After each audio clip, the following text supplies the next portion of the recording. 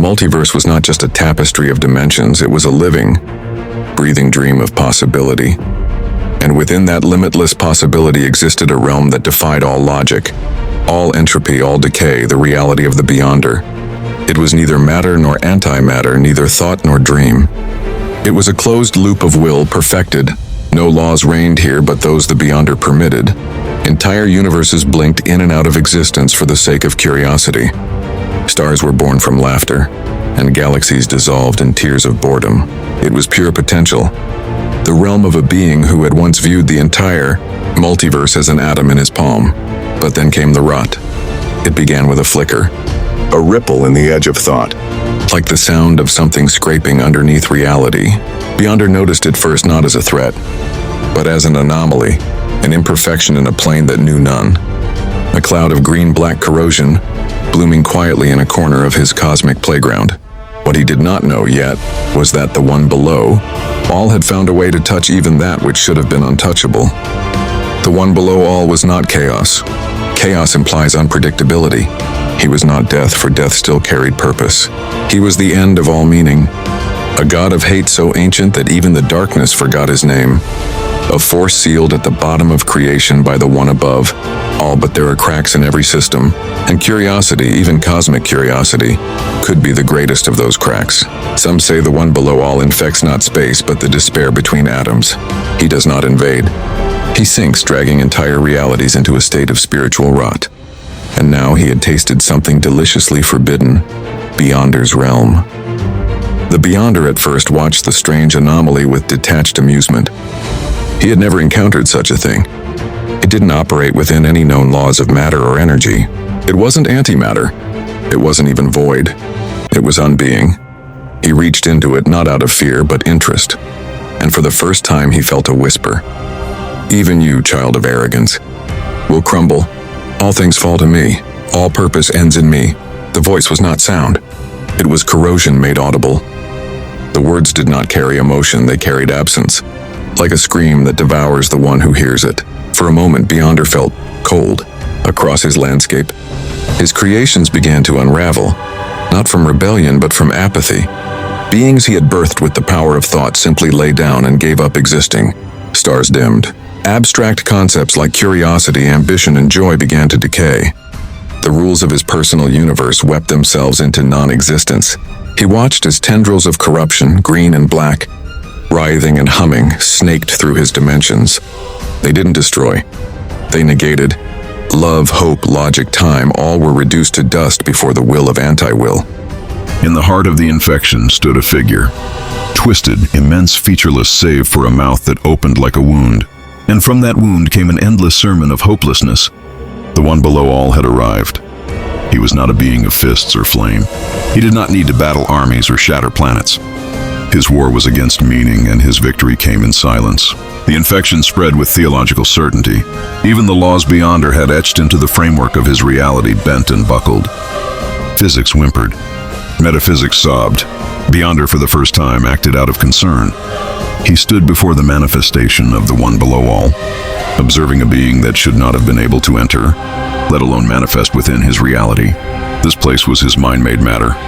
Yet here was this filth, this impossibility, turning his thoughts into bile. "You do not belong here," Beyonder said. His voice reshaped constellations as he spoke. "I did not summon you."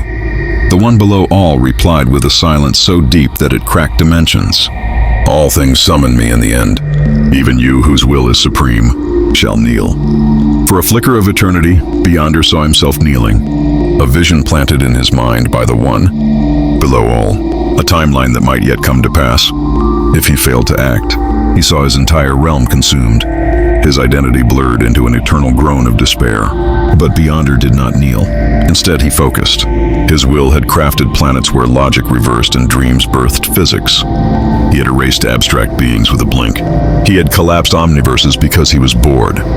He was not a god, he was the idea of God without limit. And yet, the one below all was still spreading.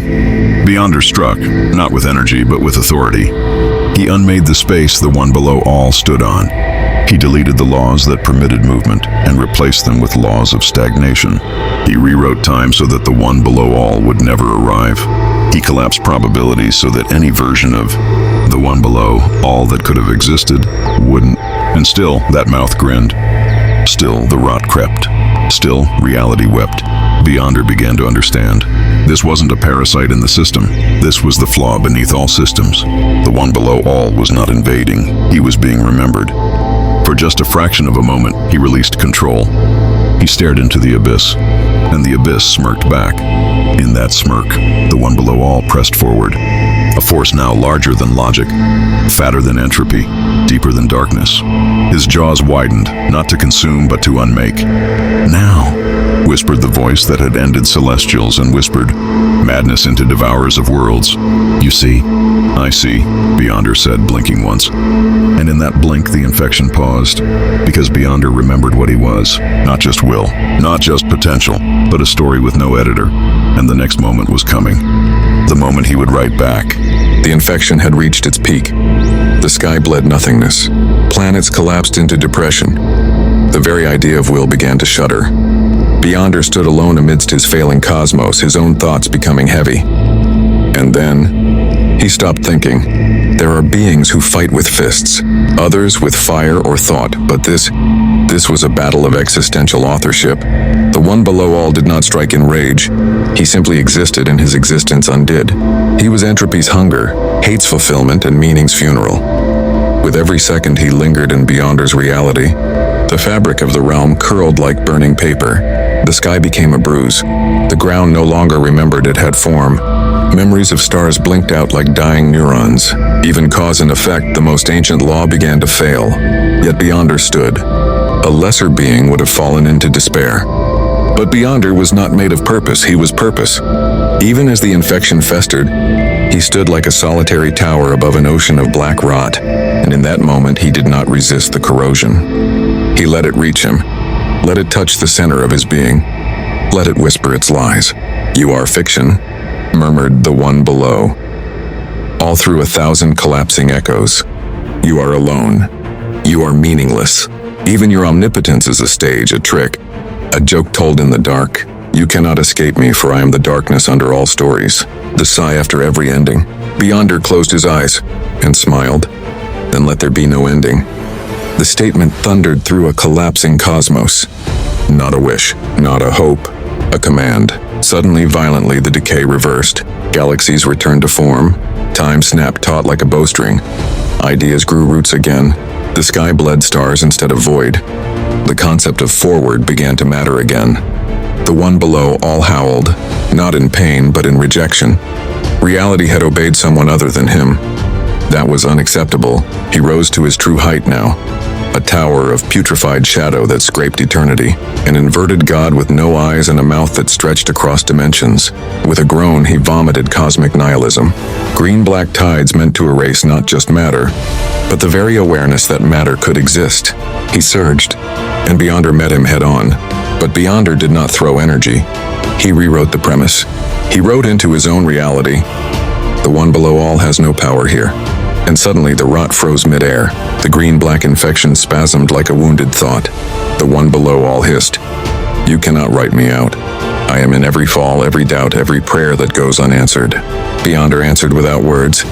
He stretched forth his hand, not to destroy, but to assert absolute authorship. He declared in unshakable will, "You are an echo.